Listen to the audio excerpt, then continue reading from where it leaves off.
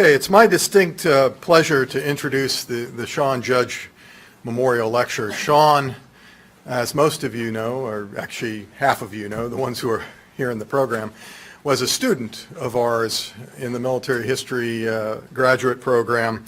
He was an Air Force lieutenant colonel, a transporter, so a C-130 driver, and he was here on a 3-year assignment to get a PhD and then return to the School of Advanced Air Power Studies at Maxwell Field, Alabama.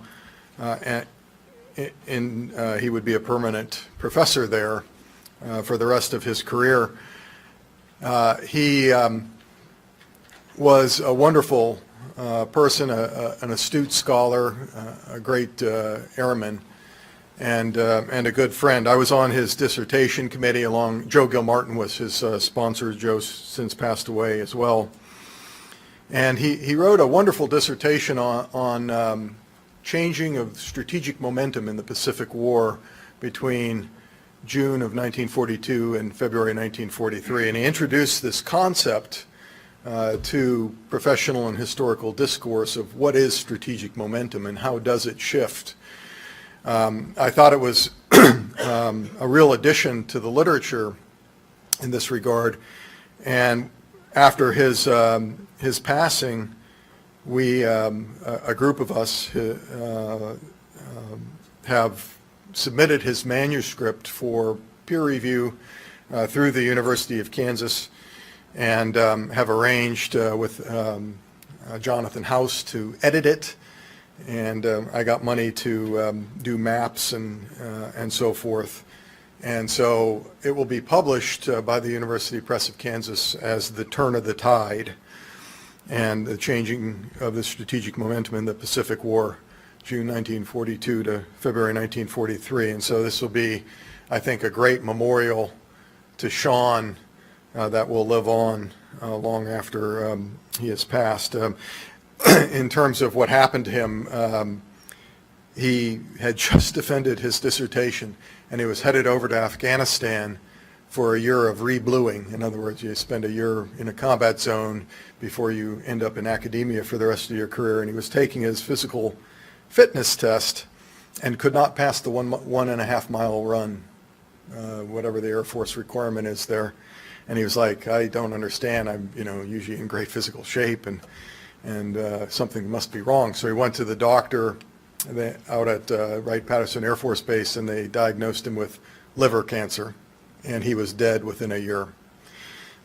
So much missed. And since that time, we've developed the Shawn Judge Memorial Scholarship Fund, which had enough money in it now to fund 2 of our students. This upcoming year provides resources for the research in military history to our graduate students.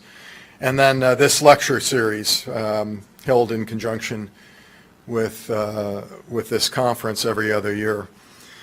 So it gives me great pleasure to introduce today's speaker, Gary Sheffield, who is a professor of war studies at the University of, I'm probably going to butcher this, Wolverhampton? Okay. And co-director, I'm usually bad at English names, but co-director of the First World War Research Group. He was educated at the University of Leeds and King's College London, where he studied for his PhD under the renowned scholar Brian Bond. Professor Sheffield started his academic career in the Department of War Studies at the Royal Military Academy at Sandhurst, before moving to King's College London Defence Studies Department, based at the Joint Services Command and Staff College in Shrivenham, close, where he was the land warfare historian for the Higher Command and Staff Course, which educates senior officers in the British military in military history and operations. Awarded a personal chair by King's College London in 2005, he took up the newly created Chair of War Studies at the University of Birmingham in 2006, before moving to his current assignment in September 2013. Professor Sheffield is a leading scholar of operations on the Western Front in World War I. His major books include Forgotten Victory, which deconstructs some of the negative myths about the British Expeditionary Force, along with one of the most recent serious biographies of the iconic figure of Douglas Haig. His lecture today is How the West Won World War I.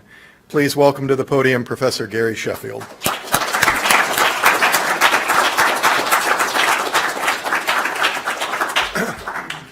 Well, I should start by apologising that actually that's not the title that I submitted, although it has appeared in the literature. This is actually the title, but it's pretty well the same thing. Well, I was taken by something that Tate Keller said earlier about, for First World War historians, for World War I historians, this is our moment in the sunshine. And I really identify with that, except I'd say also, as I came up to 2014, I also had a certain amount of trepidation, because not only is your subject in full view of the public, but actually we have found ourselves, at least in the UK, refighting battles which I personally thought were settled long ago. Myths have been reinterred and trotted out. Anybody who thinks they have an opinion on the First World War, no matter how backed or not by evidence, gets a shout at it. And absolutely. And so actually serious historians of the First World War have found ourselves oddly conducting a bit of a rearguard action. Anyway, so but however, that is where we are. What I wanted to do today is really to talk about some of the insights that I have gained from the scholarship that has emerged over the last 4 years. If I can put it like this. In 2015, I went to Gallipoli, actually 5 times. It's a tough gig, but someone's got to do it.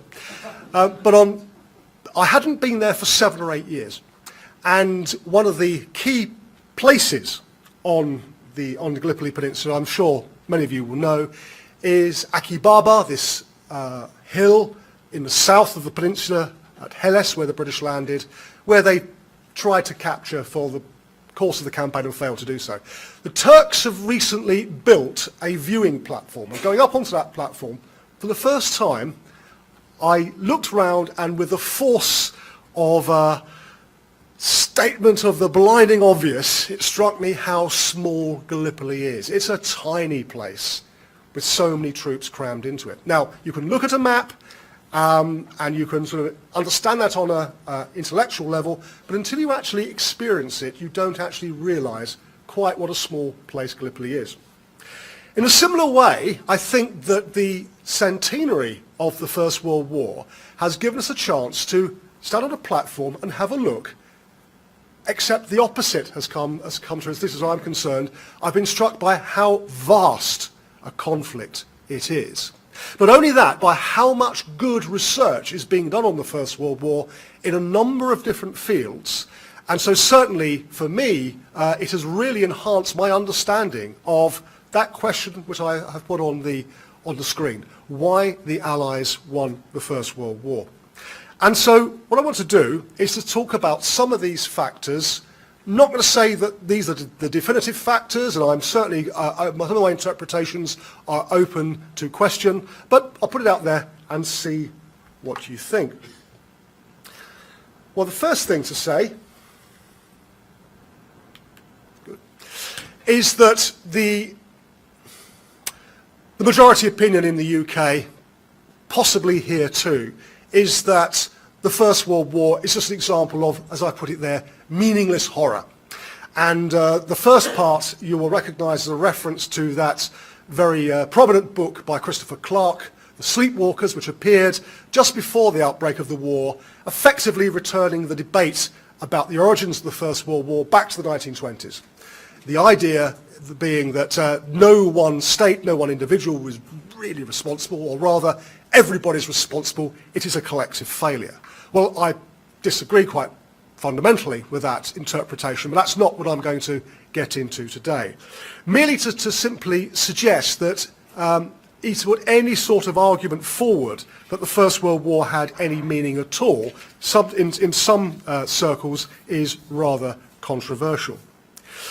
And yet it did.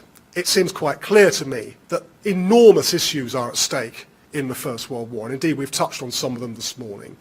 And for better or for worse, once the war had begun, then it was a case of the world's future being decided in enormous battles, which of course pitted together not simply armies, navies and burgeoning air forces, but entire nations, societies and economies. So it's a lot more than simply meaningless horror. I would suggest, actually, that there's a series of characteristics of the First World War which we need to take into account, and I'm going to talk about them this afternoon. The first point, and a very obvious one, I'm going to run through them quickly, then go back in more detail, is that it's not simply about the Western Front, as too often, even today, people appear to think it is, out there, particularly in the media. It is, as we've heard this morning, a global war. More than that, it's also a war that can be regarded as a total conflict, and that's my working definition. An all-out, ruthless conflict which all the resources of the state, human, economic and technological, are devoted to the war effort. It is a struggle between societies, a struggle between economies, a struggle between peoples.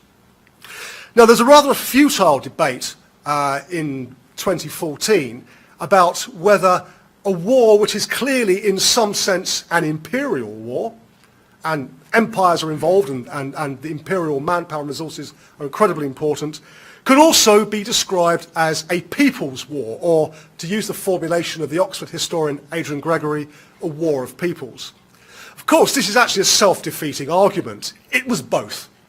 It was a war which did indeed involve enormous empires. It was a war, however, in which the peoples on both sides of the divide, in the Entente and the Central Powers, were able to, the governments were able to draw upon the resources of the people, and that is the way that the war was sustained to such a degree. It was a war fought on many interrelated fronts, not simply the Western Front. And of course, we should now be regarding the various other fronts, particularly those in the war against the Ottoman Empire, again, as not being stovepiped, but rather having a bearing on the wider impact of the war. It was a war, above all, of attrition. Not simply attrition on the battlefront, but attrition in an economic and in a sense and in terms of morale as well. It was a war in which maritime power was absolutely vital, arguably the single determining factor in the Allies winning the war as opposed to Central Powers. And it was a war in which a fully fledged revolution in military affairs took place. Put all these things together, we've got a highly complex situation in the First World War. And it's my argument today that, I guess, the key reason why it was the Allies and not the Central Powers that prevailed is the Allies were able to bring greater degrees of resources to bear. And in the end, they were better able to face the war of attrition, and in the end, their armies were superior to those of the Central Powers. Okay, well, let's step back very briefly. This is the obvious context. The First World War did not appear in a vacuum. It was in many ways the logical consequence of three revolutions. The the French Revolution, which, for big handfuls' sake, let's say, unleashed the power of nationalism, which underpinned nations and societies in the 19th century, and produced vast armies that were able to prepare to fight in 1914. The Industrial Revolution, which produced the economic might, which equipped those armies, and of course the firepower revolution coming out of that. The weapons that were produced by the Industrial Revolution brought unprecedented degrees of destruction onto the battlefield. Now, this, of course, was a gradual process. The US Civil War, of course, was one of the most destructive wars in history up to that point, for the simple reason, or one of the reasons, of course, being that weapons were considerably more destructive than they had been, say, 50 years earlier. Another 50 or so years of weapons development brings us to 1914 and to the even greater destruction of that period. And it is simply not true to say, as some people claim, that the generals went into war in 1914 with no idea of what was likely to occur on the battlefield. Many of them knew only too well. They only had to look back 10 years to the Russo-Japanese War, the most recent example of a modern war, to realize exactly what modern firepower could achieve. 2 points to make here, though. The first one is that the lessons were slightly ambiguous. The British, for example, looking at their most recent experience of modern warfare, the Second Anglo-Boer War of 1899 to 1902, came away with rather different lessons, simply because that was their most recent experience, in which there was a fair amount of manoeuvre on the battlefield. It's also, I think, fair to say that the lesson one of the lessons which emerged from the fighting in Manchuria was that, yes, firepower could be devastatingly effective, but, in spite of everything, the Japanese had prevailed over the Russians, and the lesson appeared to be that infantry could break through entrenched positions, albeit with heavy casualties, provided they had sufficient supporting firepower and the will and the morale and the willingness to take heavy casualties in the process. Now, that was something that was taken on board by the Germans, by the French, and by the British. So everybody went into the First World War with at least a vague idea of what the result was likely to be in human terms. Of course, what actually did happen in 1914 and early 1915 was on no one's agenda. Broadly speaking, we ended up with deadlock in the West and mobility in the East. I won't go into any great details about the reason for deadlock in the West, but suffice it to say it's a combination of the temporary dominance of the defensive over the offensive, also with the simple lack of strategic elbow room. We have about 400 miles running from the Channel coast to the Swiss frontier, and vast armies were crammed into those spaces.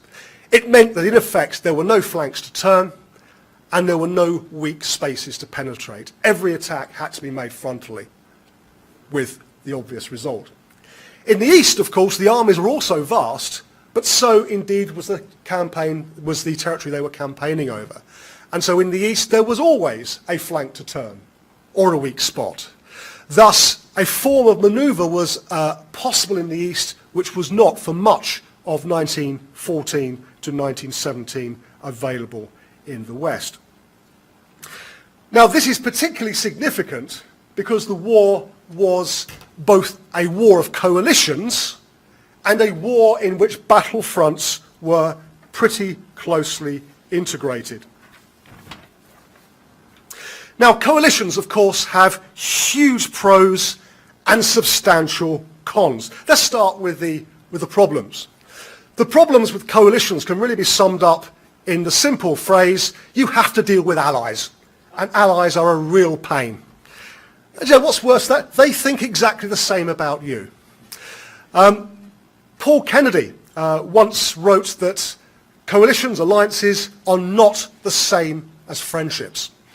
Rather, they are marriages of convenience, that states come together for a particular task, normally brought together by a mutual threat, and as long as that threat survives, which actually is more dangerous than, is so dangerous that you have to go together, then coalitions hold together.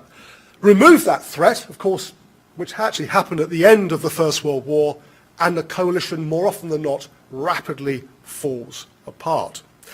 And so coalitions take decisions often painfully slowly through a series of negotiations, deals, backbiting, gossiping, and all the rest of it.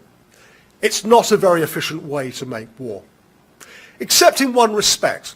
That respect is that coalitions give states the ability to combine their resources, meaning that formidable amounts of combat power, of logistical support, of economic weight can be brought in the field.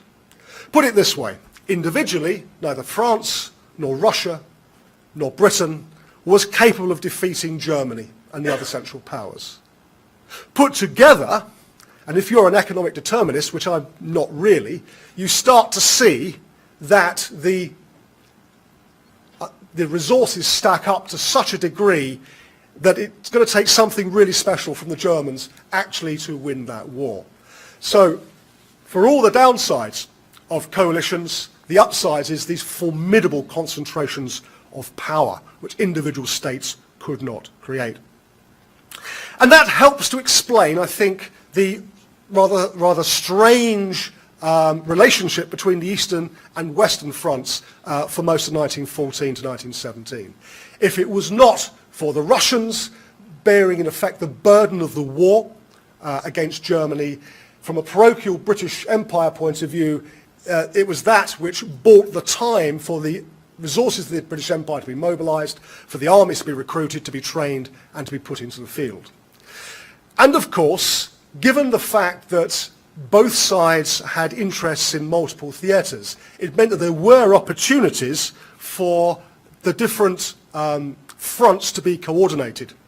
Really, the only time that the Allies really got their act together was at the end of 1915, when it was decided that there would be a series of successive, so not simultaneous offensives launched by the Russians, by the British and the French, by the Italians. The idea being to place maximum pressure on the Germans in the course of 1916. Well, of course, that was blown off course by the Germans attacking first Verdun in February 1916. But in the summer of 1916, some historians think there was a real chance, albeit a very fleeting one, for the Central Powers to be defeated. The Russian Brusilov offensive begins in early June 1916. The Allied offensive on the Somme begins a month later, and Romania is hovering on the sidelines. There's a long-held argument that if only the Romanians had come in earlier rather than later, that might just have been the straw that broke the camel's back. That's quite simply the Central Powers could not deal with this amount of pressure on multiple fronts.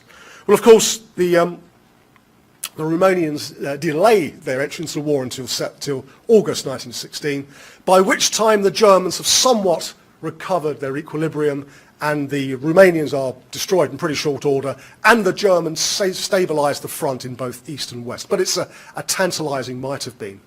And then fast forward until the last months of the First World War, in which the succession of bad news arriving in Berlin of the collapse and capitulation of Germany's allies in the Ottoman Empire, Bulgaria, Austria-Hungary and the rest, gradually helps to undermine the situation that the Germans think that they can no longer fight on. And in the end, the Germans are defeated on the Western Front, but all these other factors are of significance as well. Now, I would also make the point in terms of coalition war, where we've got the big three, if you like, at the beginning part of war here, the British, the French and the Russians. Of course, the empires of Britain and France were absolutely critical in providing manpower and materiel. From the British point of view, the Indian Army is used at a very early stage, first of all to reinforce the British Army in France, and later on most of it's transferred out to the Middle East. And it's the Indian Army which actually takes on the main burden of fighting the war against the Ottoman Empire in Palestine, for example. In early 1918, most of the British units are removed, sent to France, and they're replaced with Indian units.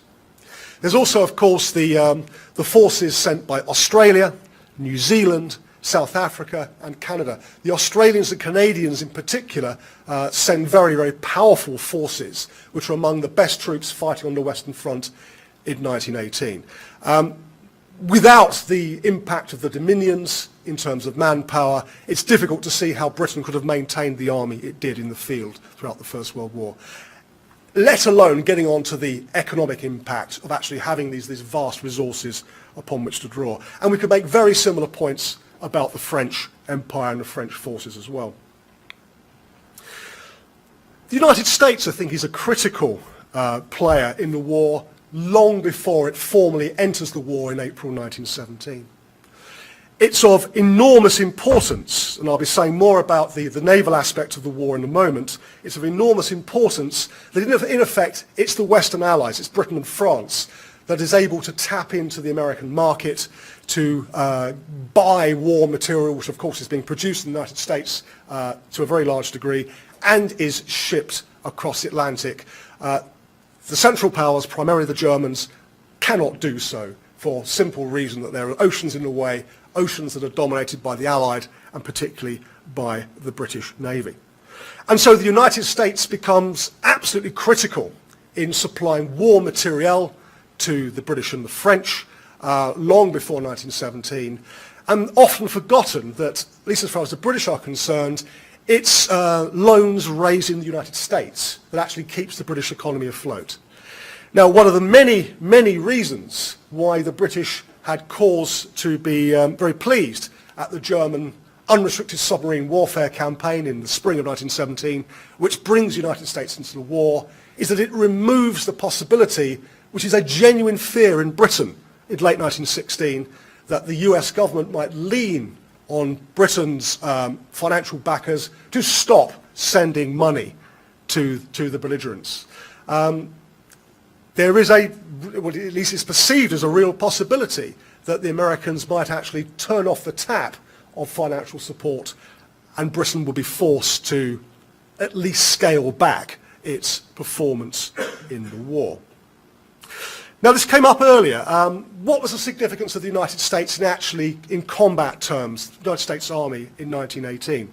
Well, I'd actually say it's not as great as some American historians would have you believe. Really for the simple reason, in fact, this did actually come up this morning, that the American forces are really only in major combat for the last 6 weeks or so of the war in the Meuse-Argonne offensive. That's not to downplay the significance of that battle or indeed the horrendous casualties the Americans took, but really they're not in the war long enough physically participating to make that much of a difference. However, if the war had gone on into 1919, as almost everybody thought it would have done, then the United States Army would have borne the main burden of the fighting. By 1918, the British had reached the stage in which they were fighting, to quote a phrase, a rich man's war. They had pretty well unlimited resources in terms of tanks, shells, guns, planes, rifles, you name it, except for one thing: manpower. Britain was starting to run out of manpower by 1918, and as a result, had the war gone on into 1919, Haig's army would have been cut by something approaching a half, meaning that the Americans, who were still arriving in very large numbers, would have picked up the slack. There's a big debate about how effective the Americans were in 1918 on the battlefield. It's difficult for the reasons I've given. They're actually not in action for that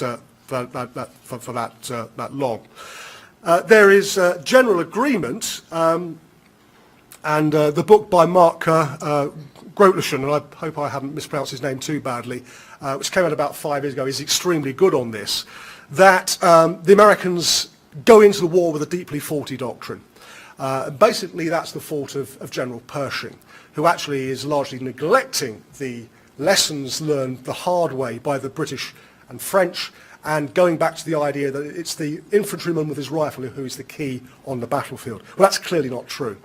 And I remember some years ago looking at some American archives in which the Canadian and Australian tutors of the Americans are tearing their hair out at their apparently willful blindness, this basic fact. And yet, once in contact with the enemy, and also once Pershing is kicked upstairs to command, in effect, an army group, bringing in other people to command an army level, the US Army shows a quite impressive degree of willingness to learn, to adapt, and actually to get on that learning process which the other armies have gone through to this stage.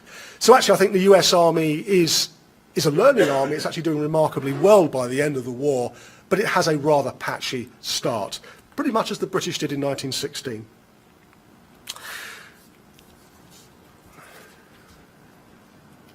Attrition. Now, attrition has come back with a vengeance into the historiography over the last few years. For those of you who haven't read it, I would recommend William Philpott's book with the title Attrition. And I would suggest that attrition, in the sense that we're going to be using it in the First World War, can be summed up under two headings. The first one is this idea of outlasting the enemy. Attrition, of course, is originally a term borrowed from geology, the idea of waves being gradually wearing down rocks. They smash against them and gradually wear them away, wear down their strength. Now, in terms of outlasting the enemy, you probably can't see the caption, but it's actually from a British magazine from 1917, and it says, "German family trying to think that Fido tastes like rabbit." In other words, they're cooking the family pet. And of course, they were looking appalled at the smell and the idea of eating their family pet. Now, it's a sort of joke, rather joke in dubious taste, you might think, but actually it strikes home in a really important way. Because whereas on the British home front and the French home front, well, no one really got fat during the war, fundamentally, the societies were able to hold together because there was a regular supply of food and the sort of things which basically make life worth living, at least they did then. Things like tobacco and alcohol. The Central Powers, on the other hand, both Austria-Hungary and Germany, and also, of course, the other Allied power, Russia, their societies, their states come under enormous pressure as a result of the war. And whereas Britain and France emerged from the war with societies substantially intact, we see revolutions in Russia in 1917, in Germany and Austria-Hungary in 1918. Of course, Austria-Hungary disintegrates altogether in the course of 1918. And it's the willingness, or the ability, I should say, of the home fronts in France and Britain in particular to endure in the face of this appalling attritional warfare, which I think is absolutely fundamental to understanding why it was the Allies and not the Germans who prevailed. In the end, it's a competition in outlasting the enemy, and the Allied powers proved to be remarkably efficient in doing so. It's also a question of attrition on the battlefield. Now, this is a still from the Battle of the Somme film, made in 1916, actually was then shown to soldiers on the battlefront while the battle was still going on. And I've seen various estimates of how many people saw it in Britain. Perhaps a half of the entire population of Britain saw the Somme film during the First World War. Now, this actually is a rare example from this film, actually, of a fake. That most of the film actually is entirely truthful. It's actually using genuine footage. This famous over-the-top scene, which I'm sure you would have seen in some television documentary at some point, actually is filmed at a trench mortar training school some miles behind the lines. And if I'm showing you the actual live footage, the way of telling that is one of the soldiers, I think it's this one here, is apparently hit. He falls over, rolls over, crosses his legs, faces the camera, does everything apart from go, "Hello, Mum." That's taken away from the fact the very next shot shows genuine footage of people attacking towards the Germans on the 1st of July 1916. But all you can see is little dots on the horizon because that's the technological limit of filming in 1916.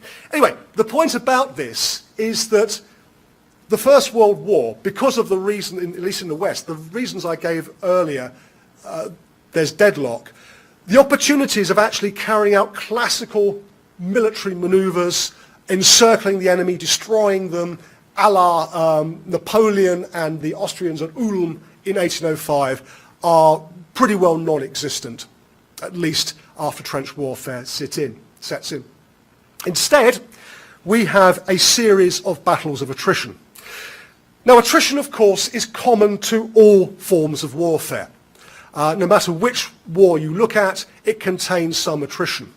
Sometimes the attrition is basically one way. So in the first Persian Gulf War in 1991 is a heavily attritional war, but it's attrition of the US-led coalition against the Iraqis with not much coming back in return. So military historians in the last few years in particular have started to examine this idea of attrition much more closely.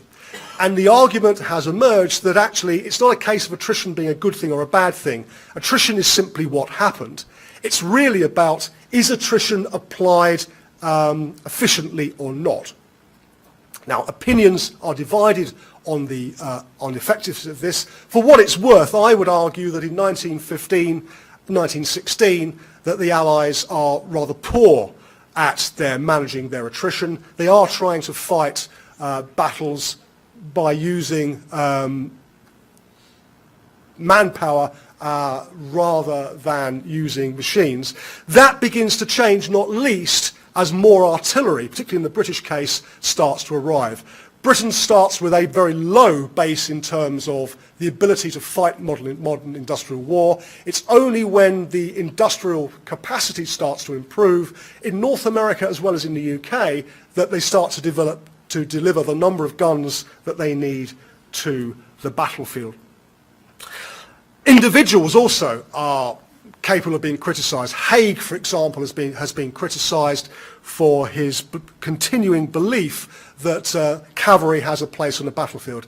I actually think that that criticism is largely misplaced, because under some conditions cavalry did have a place on the battlefield, and indeed the lack of cavalry, I think, was a real handicap to the Germans in their semi-mobile campaigns in the first half of 1918.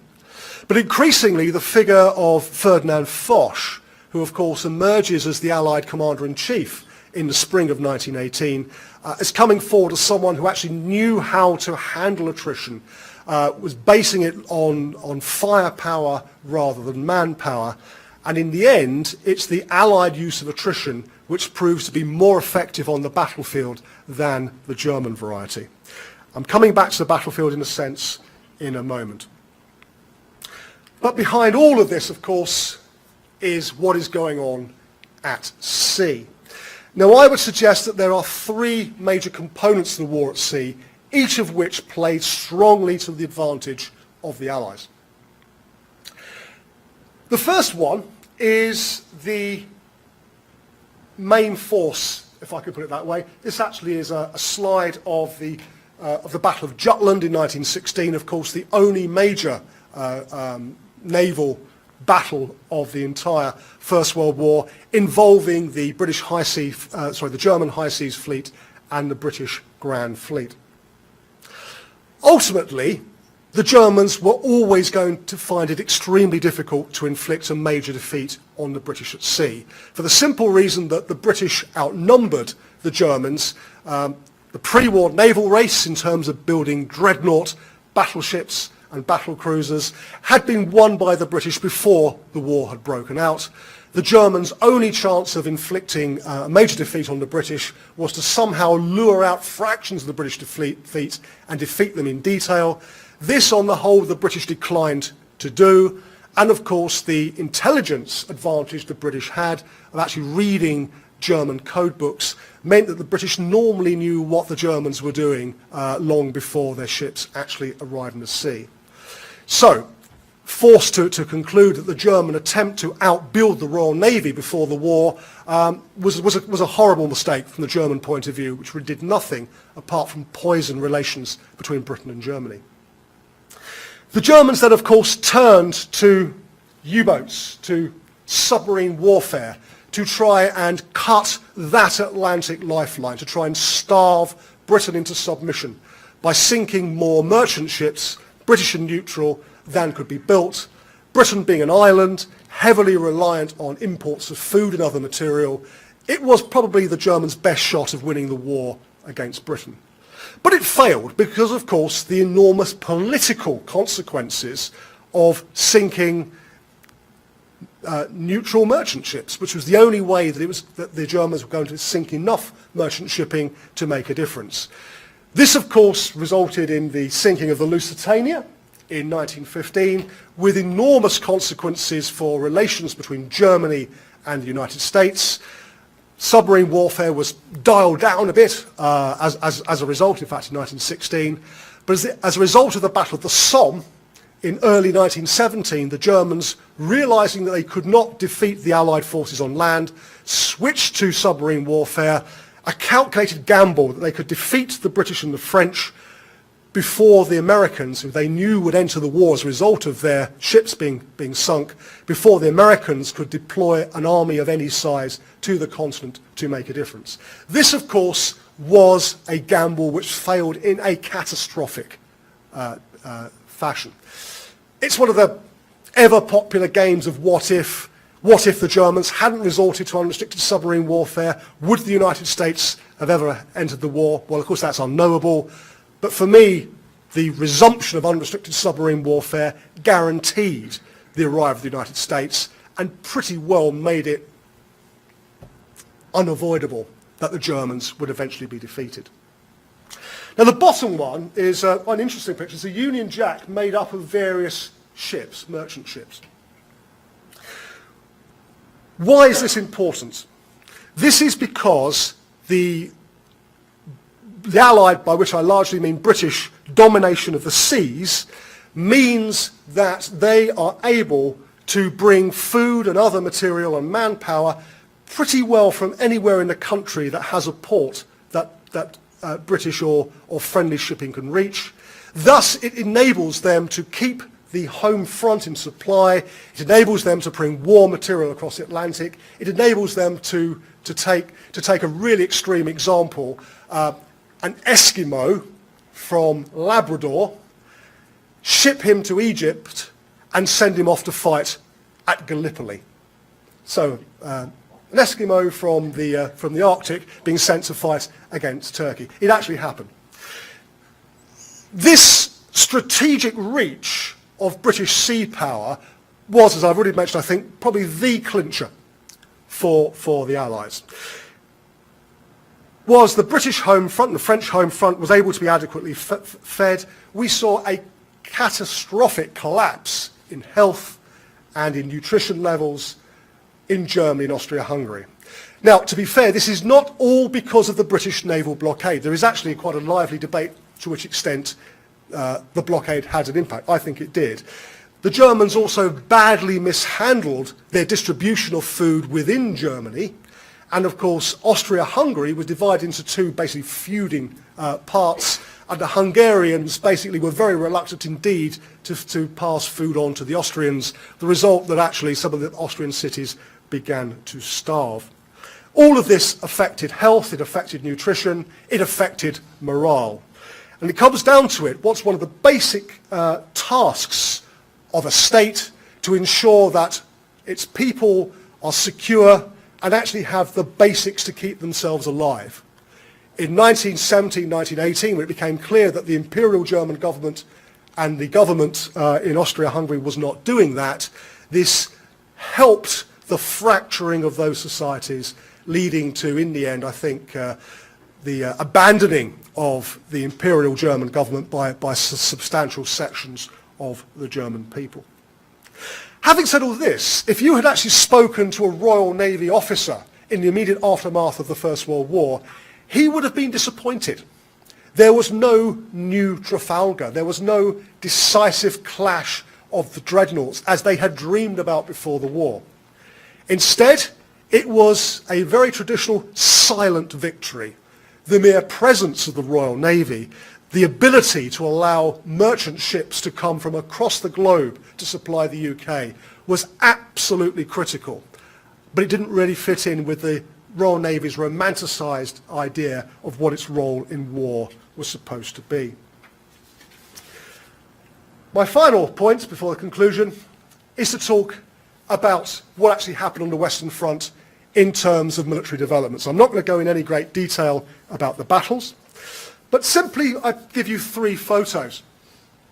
These are three pieces of equipment which existed before 1914.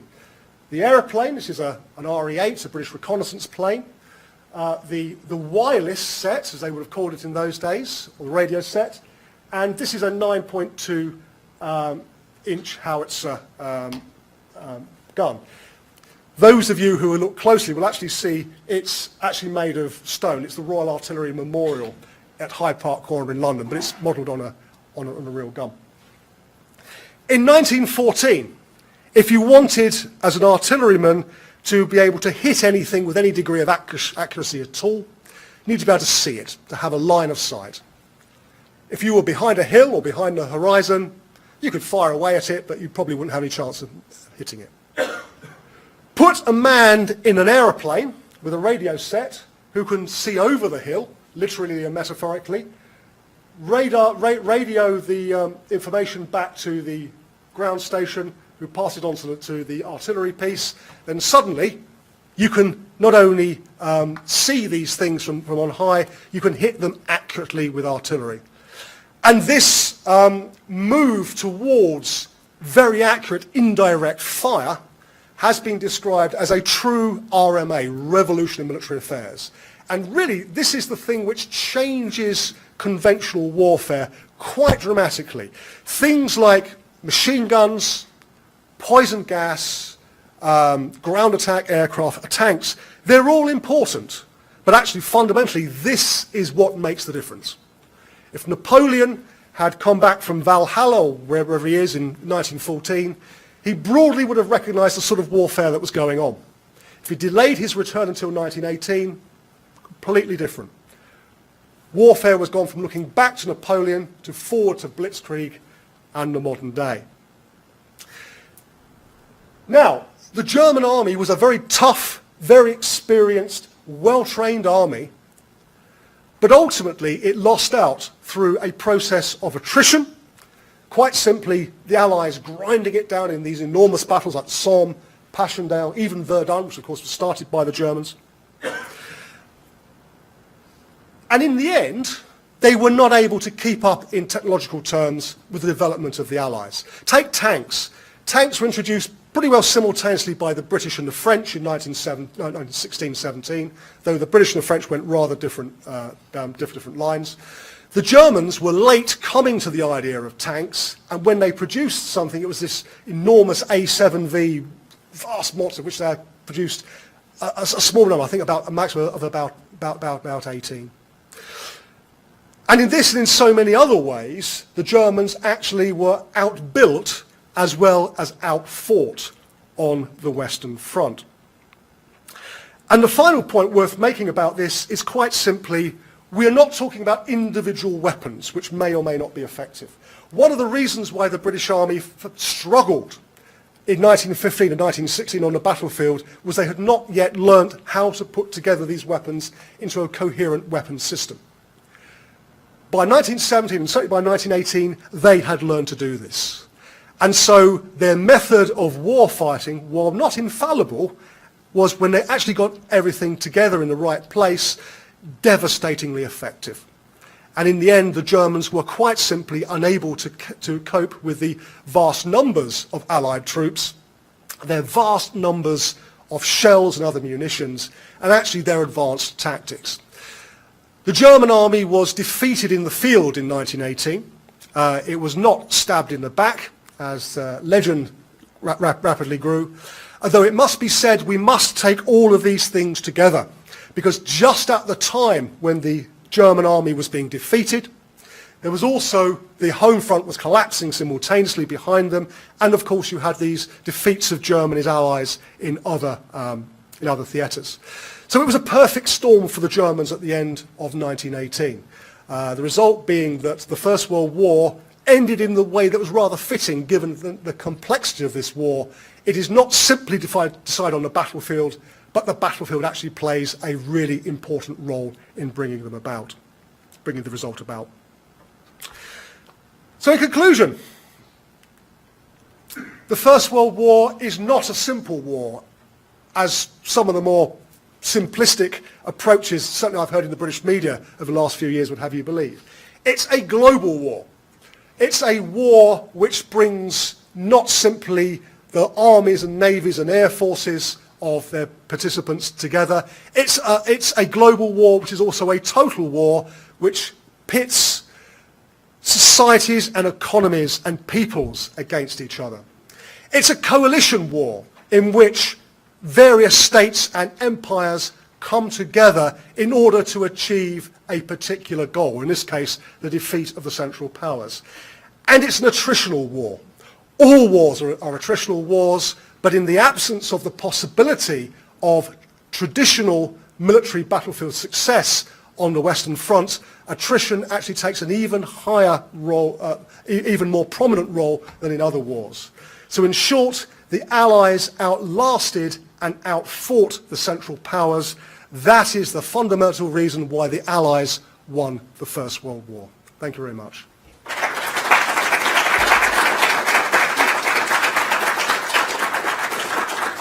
We've got 10 minutes for questions. I'm going to push back. It's only half and just for an alternative explanation. Go on. So you used to say there are three revolutions. There's the French Revolution, there's the Industrial Revolution, And the firepower revolution. and I would substitute the last one. I would say there was a French Revolution, an Industrial Revolution, and a bureaucratic revolution.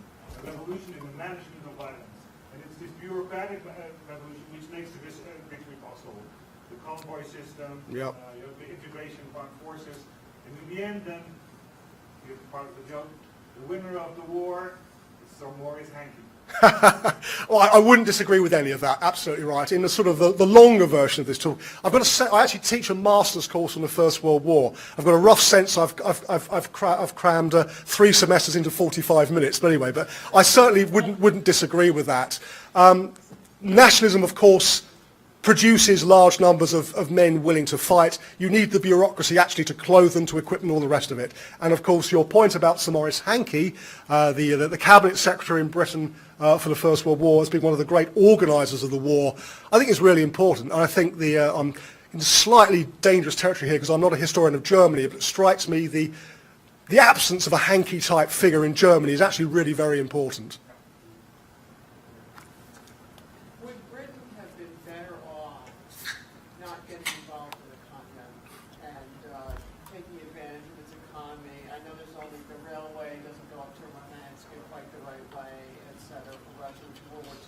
Yeah. Do all the London stuff.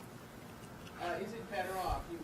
France falls, and you get Villamy, Germany, taking over. Does Germany choke on its conquest in the long term? You've been reading Neil Ferguson, haven't you? No, I certainly have never read Neil Ferguson. Proud of it. I actually was on a televised panel that the BBC did in 2014, in which Neil was giving his line, and there was. It's based on your Napoleonic Wars. Fine. Okay. Right. Okay. Sure. I think that the short answer is no, for the simple reason: if Britain had not got involved in 1914, France probably would have been defeated. Conceivably, Russia would have been defeated, and Britain would have been where it was for real in 1940.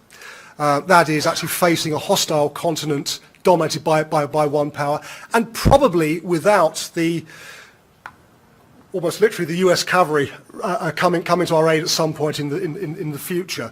The Napoleonic analogy, which Neil Ferguson used, I think is also fundamentally misleading, because Britain actually, from the earliest days, committed troops to fight on the continent of Europe. Okay, they were rapidly kicked out in 1793, kicked out in 1795, but Britain was constantly trying to find ways of actually opening up new fronts against Napoleon. Of course, that actually happened big time in 1808 with Wellington in the peninsula.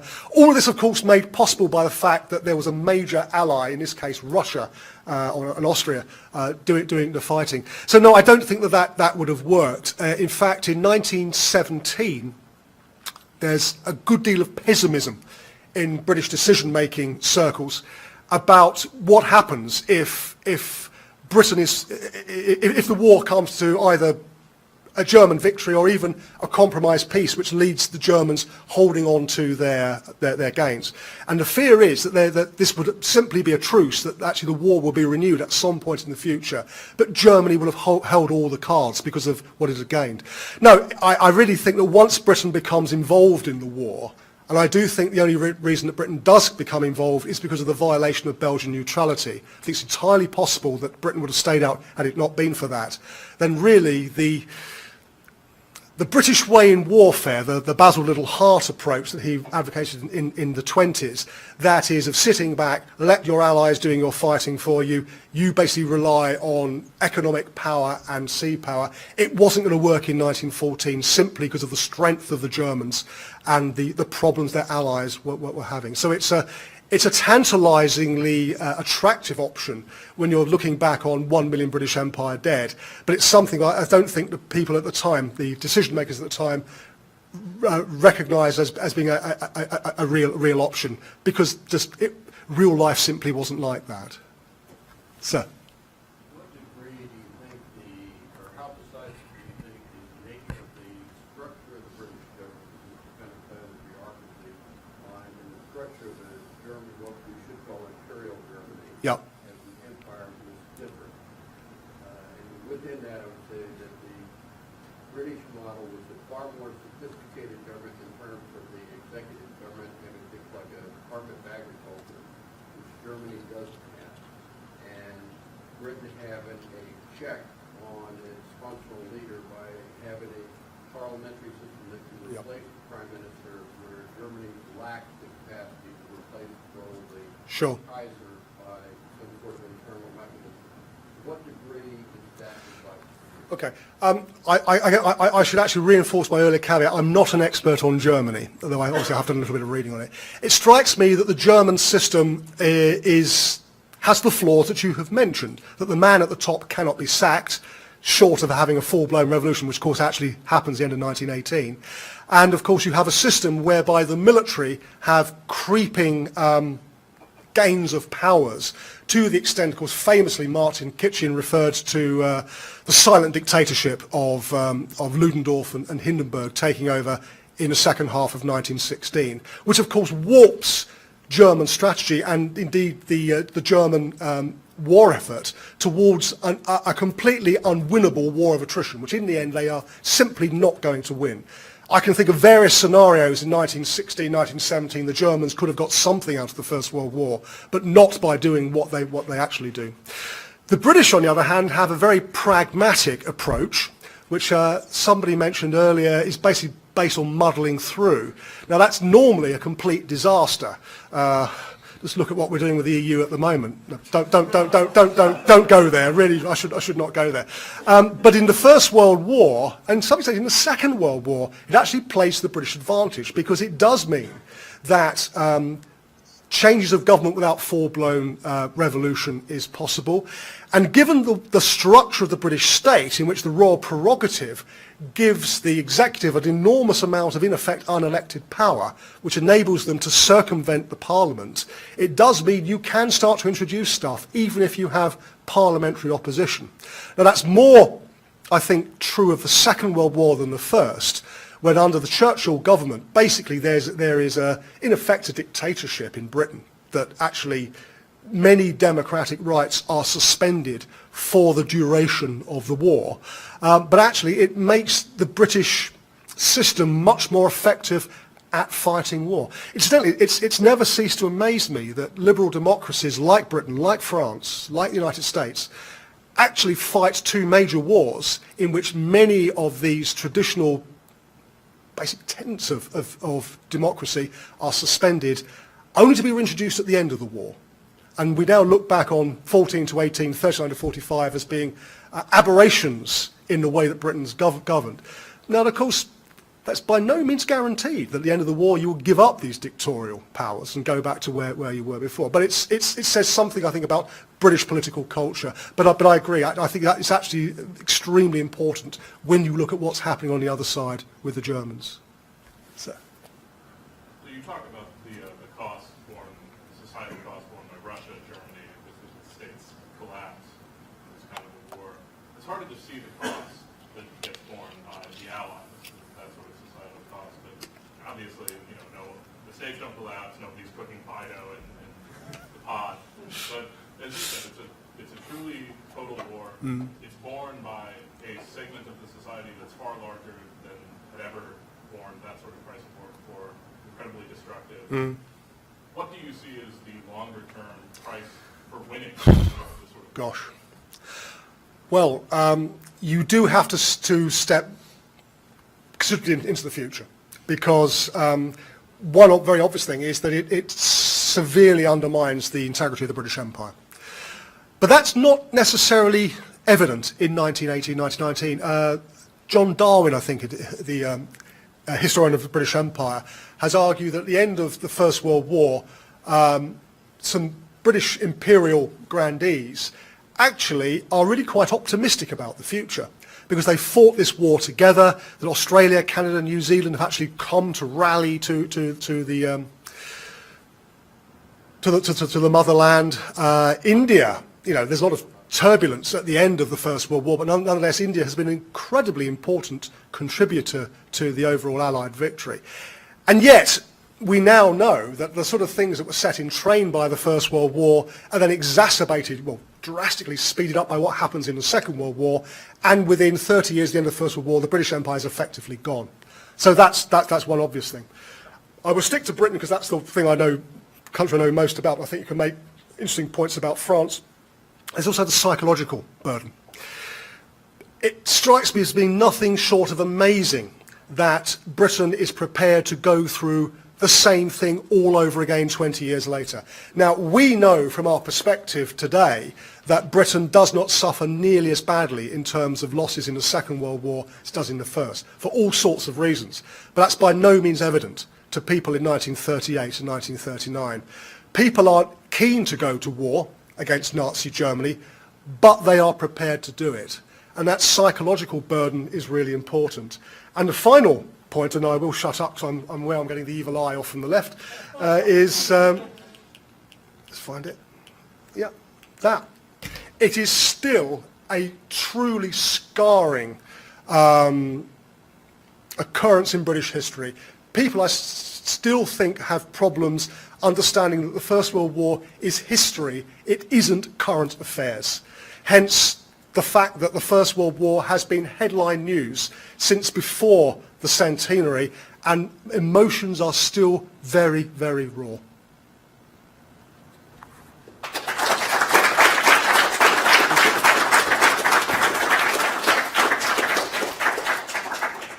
Well, I think I'd speak for all of us and thank you, Professor Sheffield, very much for his extremely interesting address. And I'm happy to announce that we have fresh coffee in the lobby. I think that we should take 10 minutes for coffee and give the next panel the opportunity to set up, and then we can reconvene in here.